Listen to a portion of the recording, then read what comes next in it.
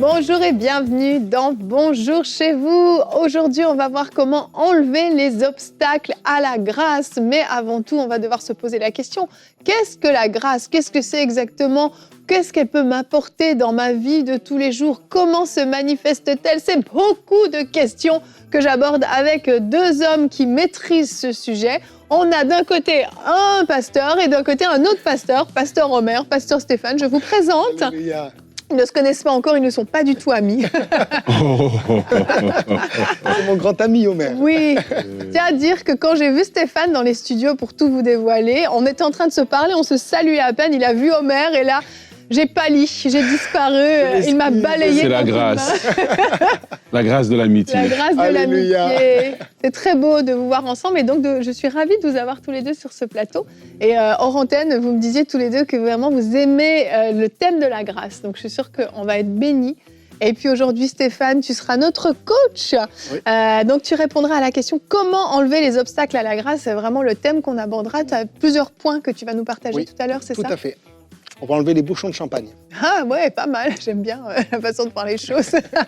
C'est super. Et donc, si vous me dites, la grâce, oui, j'en ai déjà entendu parler, j'ai vu des versets qui en parlaient, mais bon, je ne connais pas plus, vraiment, c'est une émission qui est pour vous. Et si, au contraire, vous avez soif d'en vivre plus, vous avez soif d'aller plus loin, d'expérimenter encore plus la grâce de Dieu, cette émission vous concerne également. On va creuser ensemble, on va décortiquer ensemble et on commence avec toi, Omer, dans la pensée du jour.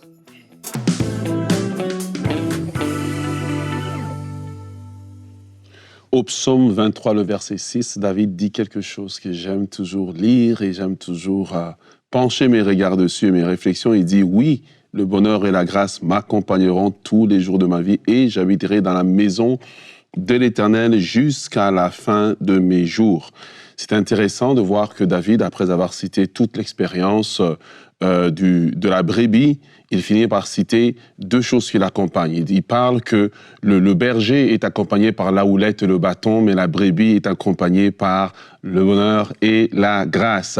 Et j'aimerais vous inviter aujourd'hui à passer au-delà simplement de la grâce d'être sauvé, à arriver dans une grâce pratique dans votre vie. Et pour cela, j'aimerais vous inviter à faire 4 prières qui vont vous aider à développer la grâce. Parce que la grâce, en fait, nous l'avons à différents niveaux. Et la grâce, je dis toujours, les différents types de grâce sont comme les différentes couleurs qu'il y avait sur le manteau que Jacob avait donné à Joseph. Et j'aimerais vous inviter à développer différents types de grâces de Dieu dans votre vie, car ce sont ces grâces qui vont vous permettre qui vont vous accompagner tout le long de votre vie, mais qui vont aussi vous donner la possibilité d'exceller là où les autres ne sont pas en train d'exceller. La première type de grâce que je vous invite à prier pour, c'est pour recevoir dans votre vie la grâce de Moïse.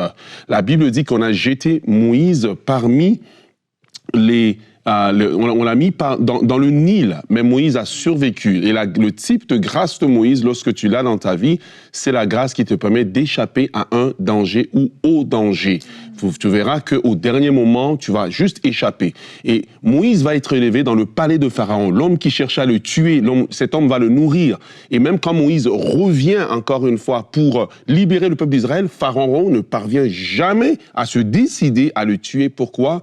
Parce que cette grâce est sur sa vie. Priez pour recevoir sur votre vie et recevez en ce moment, je le déclare, la grâce de Moïse, la grâce d'échapper aux dangers, aux pandémies et à toutes sortes de virus qui peuvent se circuler, la grâce d'échapper aux traits enflammés de l'ennemi et à tout complot préparé contre vous. Le deuxième type de grâce pour lequel je vous invite à prier, c'est pour la grâce de Joseph. Joseph est en prison, mais une grâce va être sur lui. Et plusieurs personnes pensent que c'est la grâce d'expliquer les songes, etc. Mais non, les songes, il y a plusieurs personnes qui peuvent expliquer les songes. Ce n'est pas la grâce de donner une idée à Pharaon, que Pharaon doit prendre un homme sage, le mettre à la tête du pays. La grâce de Joseph, c'est la grâce de donner une idée et de recevoir une promotion. C'est la grâce qui amène la promotion dans votre vie. Et je vous prie de prier pour recevoir cette grâce-là, pour que là où vous donnez des idées, on ne choisisse pas quelqu'un d'autre pour appliquer ces idées, mais que vous soyez choisis pour pouvoir appliquer ces idées. C'est la grâce qui amène la promotion. Troisième type de grâce que je vous invite à prier pour, c'est la grâce de David. La grâce de David est très différente de la grâce de Joseph et de la grâce de Moïse, car c'est la grâce qui amène des amitiés de qualité.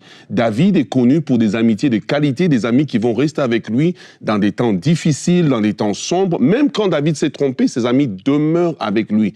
Il aura des amis comme Nathan le prophète qui vont être avec lui et plein d'autres amis qui vont l'accompagner au travers des crises. Parce que la qualité de notre vie dépend de la qualité des amitiés que nous avons. Et je termine, priez pour votre vie pour recevoir la grâce de Salomon. La reine de Saba et tous les rois alentours viendront auprès de Salomon. Et Salomon était déjà hyper riche parce que Dieu l'avait béni, mais ils avaient juste envie de lui donner encore plus de richesse. Quand tu portes la grâce de Salomon, les gens auront envie de te bénir matériellement, financièrement, alors que le bonheur et la grâce vous accompagnent. Merci, amen. Je dis amen, oui, pour ma propre vie aussi. Que de révélations. Alors là, tout de suite, les gens disent « Ah, waouh, ok, la grâce, c'est ça. J'avais pas compris que c'était ça. » En fait, c'est ça, la grâce, c'est une sorte de faveur, une sorte comme une marque, en fait, que Dieu met sur nous, qui nous place dans des choses qu'on n'aurait pas pu atteindre par nous-mêmes, qui nous positionne d'une façon différente que, avec nos propres limitations, en fait, ne font plus effet parce que la grâce de Dieu vient combler ces limitations. Et on va regarder notre verset du jour, Jean 1, versets 16 et 17. Nous avons tous reçu de sa plénitude et grâce sur grâce. En effet, la loi a été donnée à travers Moïse, mais la grâce et la vérité sont venues à travers Jésus-Christ.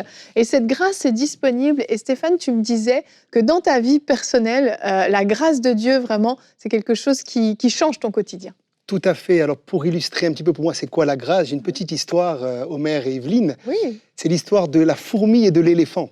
C'est dans la jungle, il y a une course et ils doivent faire trembler un pont. Donc, tous les animaux passent sur le pont.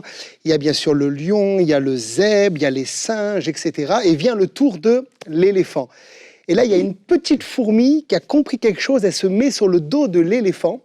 Et lorsqu'il passe, le pont va trembler et arrivé à la fin, elle va dire à l'éléphant « T'as vu, on a gagné !» C'est quelqu'un qui a compris la grâce de Dieu. Excellent. C'est ce que j'expérimente tous les jours. Au début de mon ministère, j'étais opprimé, déprimé, comprimé, supprimé, fatigué. Et puis un jour, mon père m'a dit une phrase, il m'a dit « Stéphane, assis-toi dans le toboggan de la grâce ». Et ça a tout changé. Wow. J'ai compris, bien sûr, il faut toujours prier, avoir une vie de piété, mais j'ai compris que je n'étais pas obligé de prier 6 heures pour voir une guérison, pas obligé de prier 10 heures pour voir une bonne prédication. Il fallait juste que je me connecte à la faveur de Dieu.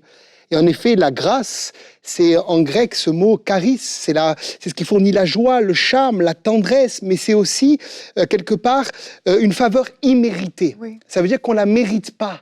On n'est pas en train de mériter quelque chose. Jésus l'a accompli pour nous et on se positionne dans ce que Jésus a accompli, on se met dans le toboggan et on se laisse glisser.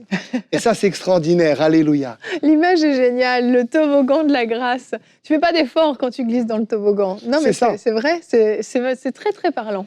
Ouais, en fait, ce que le diable a fait, c'est de nous emmener à un point où je suis sauvé et puis Dieu a dit débrouille-toi. C'est pas vrai. David dit que le bonheur et la grâce nous accompagnent.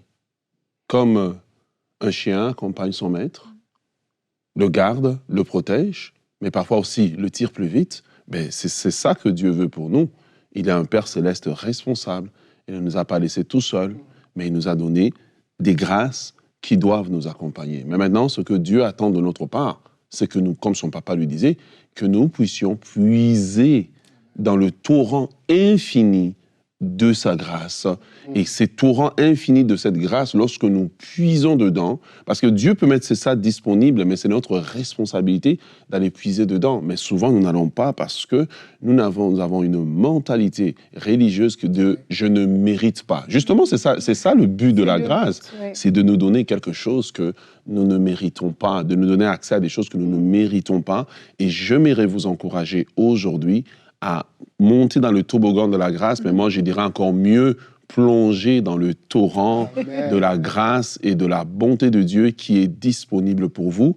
Vous n'avez pas besoin de tout faire par vos efforts, parce qu'il dit ce n'est ni par la puissance, ni par la force, mais par mon esprit. Vous plongez dedans parce que vous êtes simplement enfant de Dieu. Comme mon enfant, lorsqu'il ouvre le frigo, il a la foi qu'il y aura toujours quelque chose dedans. Ah, yes. Parfois, il n'y a pas ce qu'il veut, il ferme, et puis réouvre. Il a la foi que ça va apparaître. Amen. Amen. C'est fort, hein. En Ouais. fait, c'est ça, la grâce, c'est de comprendre que, effectivement, ça ne dépend pas de nous. Et puis, je crois qu'il y a des moments dans la vie où il faut savoir dire, Seigneur, j'ai besoin de ta grâce. Je traverse quelque chose Honnêtement, c'est de tous les jours et difficile. tout Mais le temps. oui, mais tu as tellement raison, c'est trop Quand vrai. je commence à être fatigué, c'est que je suis plus dans la grâce. Ouais. Quand je commence à être épuisé, c'est que je suis plus dans la grâce. Mhm. Et j'ai besoin des fois de m'arrêter pour venir, comme dit Omer, dans ce torrent de la grâce, prendre des forces, prendre des vitamines et repartir dans le ministère. Ouais. Mais comme tu as dit, le blocage, c'est on va en parler, cet esprit religieux. Par exemple, on raconte cette histoire pendant la guerre qu'un jour, un homme est venu trouver Napoléon, une femme est venue trouver Napoléon, pardon, et lui a dit « Mon fils va mourir parce qu'il a déserté. Et je sais que c'est comme ça que vous punissez les soldats, il va mourir. Et je vous demande de lui faire grâce. Mhm. Et Napoléon a dit « Mais il ne le mérite pas, il a déserté. » Et la maman répond « Mais c'est pour ça que je vous demande de lui faire grâce, parce qu'il ne le mérite pas. Vraiment, on ne le mérite pas. Jésus l'a accompli pour nous. » Exactement.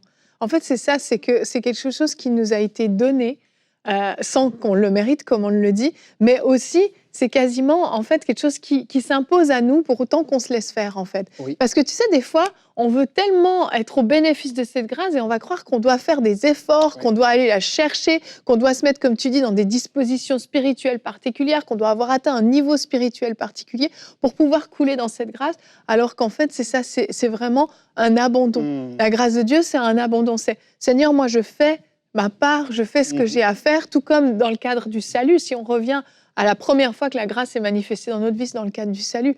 Nous, on s'approche et on dit à Dieu, je reconnais, je suis pécheur, je ne mérite pas ton amour, je ne mérite pas la vie éternelle, je le reconnais. Et on laisse Dieu venir par sa grâce, pardonner nos péchés, effacer nos péchés.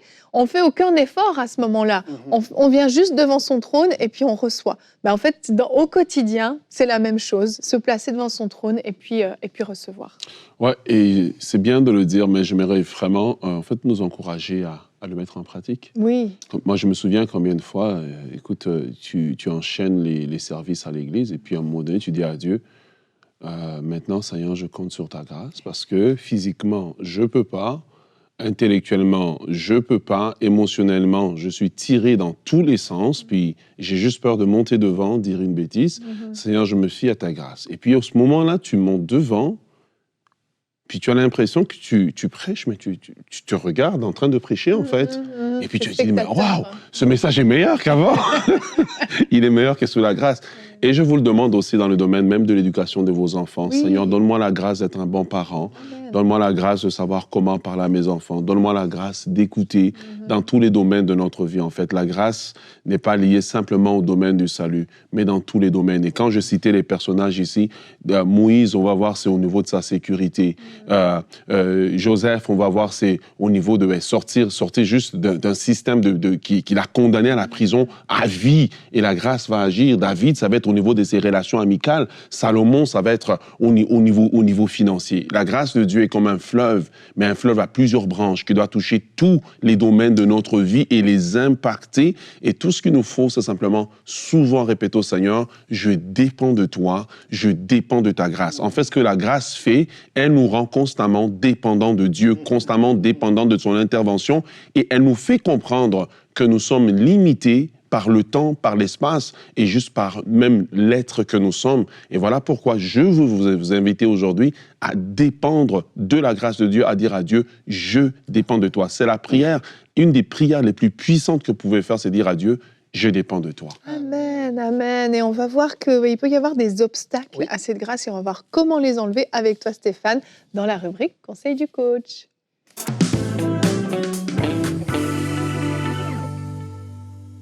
Alors en effet, nous sommes dans une alliance de grâce. Dans Jean 1, au verset 16 et 17, il est dit que la loi a été donnée par Moïse, mais la grâce et la vérité sont venues par Jésus-Christ. Nous ne sommes plus dans la dispensation de la loi, mais dans la dispensation de la grâce, dans une alliance meilleure, dans une alliance nouvelle, et nous sommes censés expérimenter au quotidien et vivre la grâce de Dieu. Mais pourtant, parfois, il y a des obstacles, des blocages à à la grâce, que j'appelle également des bouchons de champagne qui nous empêchent de vivre cette grâce au quotidien. Alors le premier obstacle, je l'ai appelé l'orgueil. Et dans Jacques 4, au verset 6, il est écrit « Il accorde au contraire une grâce plus excellente, c'est pourquoi l'Écriture dit « Dieu résiste aux orgueilleux, mais il fait grâce aux humbles. » Alléluia. Ça veut dire que l'orgueil est un obstacle majeur à la grâce de Dieu. La grâce est disponible. Dans l'alliance dans laquelle nous sommes, nous pouvons nous approcher du trône de la grâce pour être secourus dans nos besoins. Mais voilà que si nous sommes quelqu'un d'orgueilleux, nous avons dans notre vie un problème, un obstacle avec la grâce. Qu'est-ce que c'est quelqu'un d'orgueilleux? Quelqu'un d'orgueilleux, finalement, c'est quelqu'un qui veut faire les choses par ses propres forces, par ses propres capacités. Peut-être parce qu'il a fait des études, peut-être parce qu'il a un bagage intellectuel ou autre, il pense qu'il sait mieux que Dieu. Et j'aimerais vous dire aujourd'hui que vraiment, si vous êtes orgueilleux, Dieu ne pourra pas vous bénir. Et la seule manière d'expérimenter alors la grâce de Dieu est de s'humilier sous la main puissante du Seigneur. Souvenez-vous de cet exemple qui était le premier homme, Adam. Il a chuté dans le jardin par orgueil. Souvenez-vous également de Lucifer. Il a été précipité du 3e ciel sur la terre parce qu'il a péché par orgueil. Je vous encourage à ne pas être quelqu'un d'orgueilleux, mais quelqu'un qui s'appuie sur la faveur imméritée de Dieu. Ça, c'est le premier obstacle. Le deuxième obstacle, je l'ai appelé le manque de connaissance. Et on peut lire dans Osée 4, au verset 6, « Mon peuple est détruit parce qu'il lui manque la connaissance. Puisque tu as rejeté la connaissance, je te rejetterai. » Et on voit que dans ce texte, le manque de connaissance n'est pas la faute des prédicateurs, c'est la faute du peuple qui rejette la connaissance. On peut voir également dans 1 Corinthiens 2 au verset 12, « Or, nous n'avons pas reçu l'esprit du monde, mais l'esprit qui vient de Dieu, afin que nous connaissions les choses que Dieu nous a déjà données par sa grâce. » Amen. Ça veut dire que aujourd'hui, les choses sont disponibles. Nous sommes, je répète, dans une alliance de grâce, depuis Golgotha, depuis la croix, depuis le tout est accompli, tout est disponible pour nous. Mais le fait de ne pas savoir ces choses m'empêche de les expérimenter. C'est comme si finalement j'avais un oncle aux États-Unis qui était milliardaire, il vient de décéder. Tant que je ne sais pas que je suis héritier, je ne peux pas vivre et expérimenter et toucher son héritage. Et malheureusement, c'est le cas de beaucoup d'enfants de Dieu. À l'image finalement du frère du fils prodigue. Je sais que beaucoup de prédicateurs parlent sur le fils prodigue, mais on oublie souvent de parler du frère. Et pourtant, parfois, il est aussi coupable. Souvenez-vous, dans la Bible, le frère a péché, le frère va revenir dans la maison, le père va tuer le veau gras, il va faire une fête, il va appeler les serviteurs. Et où est-ce qu'est le frère? Il n'est pas dans la maison, mais il est dans les champs. Ça, c'est l'image de celui qui n'a pas compris la grâce de Dieu.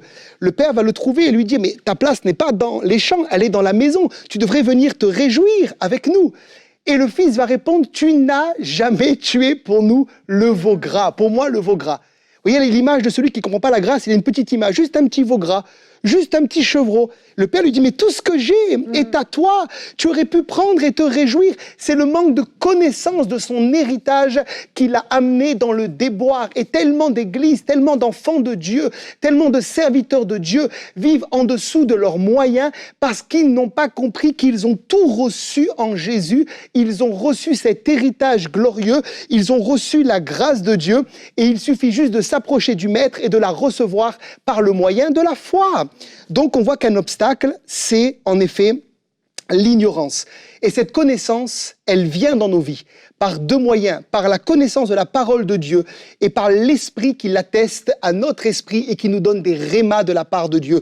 Quand tu lis la Bible, tu vois que la guérison est pour toi. Tu vois que le baptême de l'esprit est pour toi. Tu vois que la délivrance est pour toi. Le mot salut, c'est sozo, c'est complet. Il a payé pour tous les domaines de ta vie. Arrête de vivre dans la pauvreté. Sois libéré de la pauvreté dans le nom de Jésus. Arrête de vivre dans le manque. Arrête de vivre dans la disette. Arrête de faire peur aux gens en croyant que tu es plus spirituel en étant religieux. Tu es spirituel quand tu reçois par la foi ce que Jésus a accompli pour toi à la croix. Troisième obstacle, je l'ai appelé l'amertume. Et l'auteur de l'Épître aux Hébreux dira dans Hébreux 12, versets 15 et 16, « Veillez à ce que nul ne se prive de la grâce de Dieu, donc c'est possible, et à ce qu'aucune racine d'amertume poussant des rejetons ne produise du trouble et que plusieurs n'en soient infectés. Veillez à ce qu'il n'y ait ni impudique, ni profane comme Ésaü, qui pour un mets vendit son droit d'aînesse. » Donc on voit dans ce texte clairement que l'auteur de l'Épître aux Hébreux dira que l'on peut se priver de la grâce de Dieu. Et le mot « priver » dans le grec, là, on pourrait le traduire par « manquer », « venir trop tard », « être laissé derrière » ou « manquer de devenir un participant de la grâce », c'est-à-dire ne pas être un acteur, mais un spectateur de la grâce. Et combien dans nos églises sont des personnes qui viennent et qui ne sont pas finalement des acteurs, mais des spectateurs de la grâce parce qu'ils ont laissé l'amertume toucher leur cœur. Qu'est-ce que c'est l'amertume ? L'amertume, c'est quand tu es blessé par quelqu'un, ça peut être ton pasteur, ça peut être ton épouse, ça peut être un frère, une sœur, un collègue de travail, et que cela laisse en toi une saveur amère. Quand tu vois la personne, tu n'arrives pas à la regarder dans les yeux. C'est comme si quand tu la regardes, il y a comme une saveur amère. Et la Bible est claire, l'auteur de l'Épître aux Hébreux dit que si nous avons de l'amertume dans le cœur, nous allons passer à côté de la grâce de Dieu. Nous n'allons pas être des acteurs, mais des spectateurs de la grâce de Dieu. Tu peux être dans une église et voir ton frère être béni, voir ta sœur être prospère, voir ton frère expérimenter des choses, et toi, tu es à côté et tu n'expérimentes rien. Et peut-être qu'un des obstacles, c'est l'amertume. Dans le Proverbe 19 au verset 11, il est dit que l'homme qui a de la sagesse est lent à la colère et il met sa gloire à oublier les offenses. Ça veut dire qu'on est tous plus ou moins blessés dans l'Église. Il y a toujours un frère marteau, une sœur clou, qui vont nous aider à crucifier la chair, qui vont nous rappeler nos manquements, etc. Mais on est appelé à oublier les offenses pour rester et demeurer dans cette grâce magnifique que le Seigneur nous a accordée à la croix. Souvent, je dis à mon épouse, dans le ministère, on est souvent blessé, mais j'ai pris une décision et je vous encourage à la prendre, c'est de garder mon cœur. Garde ton cœur plus que toute autre chose, car de lui viennent les sources de la vie. Je refuse de rester un jour, une heure, une minute dans le non-pardon, parce que j'ai besoin tous les jours d'expérimenter dans le ministère la faveur et la grâce divine. Quatrième obstacle, je l'ai appelé le manque de foi. Alors ça, c'est tellement important. La foi, c'est un élément indispensable pour recevoir la grâce de Dieu. Par exemple, ce téléphone, si je le donne à Evelyne, et si elle ne le prend pas, c'est parce qu'elle n'a pas la foi. Le bras de Dieu, c'est la grâce, mais ce qu'il reçoit, c'est la foi. Prends le téléphone, Evelyne. Là, elle prend par la foi, vous voyez. Et Dieu nous donne tellement de choses. Alléluia. Regarde, merci Stéphane. Il nous donne la guérison, il nous donne la délivrance, il nous donne le salut, il nous donne la provision divine. Mais le bras qui saisit ces choses, c'est le bras de la foi. Romains 5, versets 1 et 2, « Étant donc justifiés par la foi, nous avons la paix avec Dieu par notre Seigneur Jésus, à qui nous devons eu, par la foi, accès à cette grâce. » Tu as eu accès à la grâce de la justification, à la grâce du salut par le moyen de la foi. Éphésiens 2, versets 8 et 9, « C'est par la grâce que vous êtes sauvés, ne l'oubliez pas, par le moyen de la foi. » Quelque part, c'est l'image de ce brigand sur la croix. Il n'a pas jeûné, il n'a pas prié, il n'a même pas eu le temps d'être baptisé.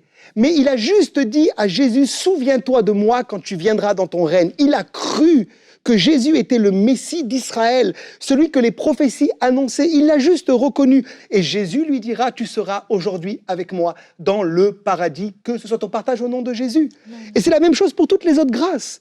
La guérison, c'est par la foi.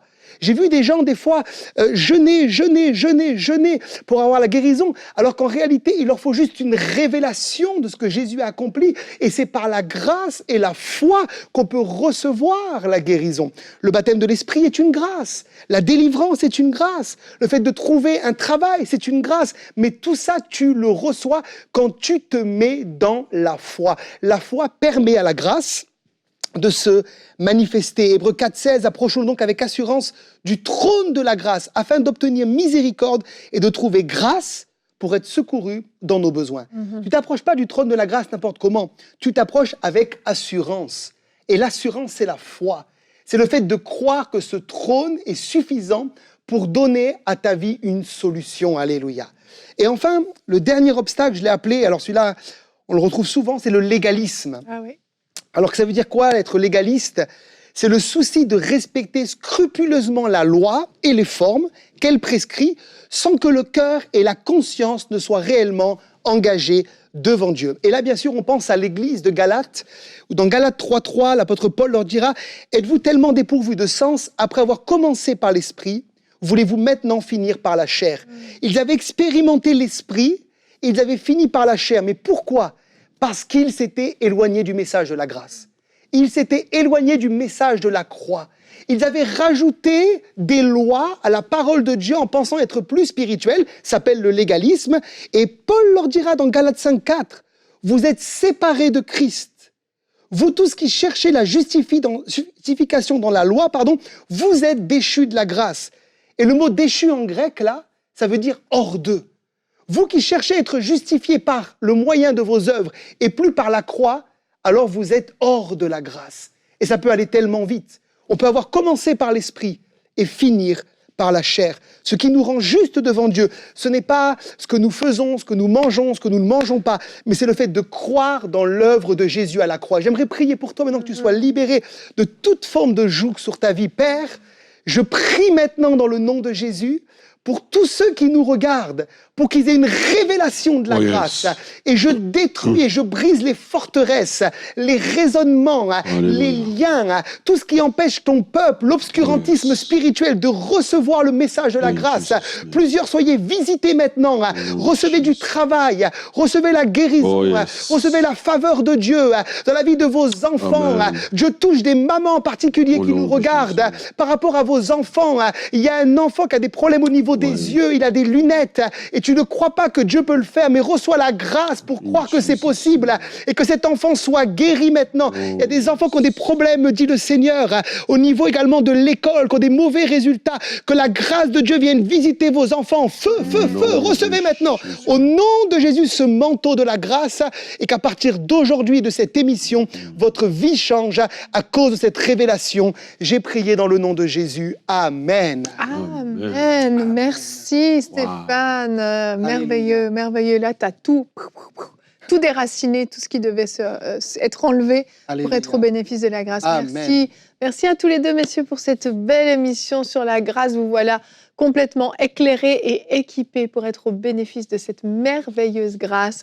Et demain, on se retrouve. On va un petit peu rester sur le thème puisqu'on va parler de marcher sous un ciel ouvert. Parce que Dieu veut ouvrir les cieux au-dessus de vous et que cette présence, cette grâce, cette onction puisse descendre. Et Omer, tu vas faire une rubrique famille, la faveur de Dieu dans notre famille. Donc, messieurs, on se donne rendez-vous demain. Vous êtes prêts? On continue et moi j'ai la grâce d'avoir eu un nouveau téléphone. Merci Stéphane. Allez, bonjour chez vous.